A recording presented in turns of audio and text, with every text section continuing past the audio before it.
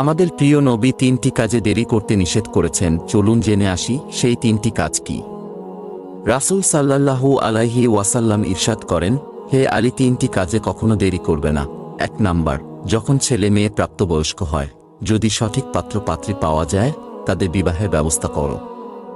ছেলে মেয়েদের যত তাড়াতাড়ি বিবাহের ব্যবস্থা করা যাবে, ততই তারা ব্যভিচার জিনাহ থেকে বাঁচতে পারবে। রেফারেন্স: তিরমিজি মেশকাত শরীফ হাদিস।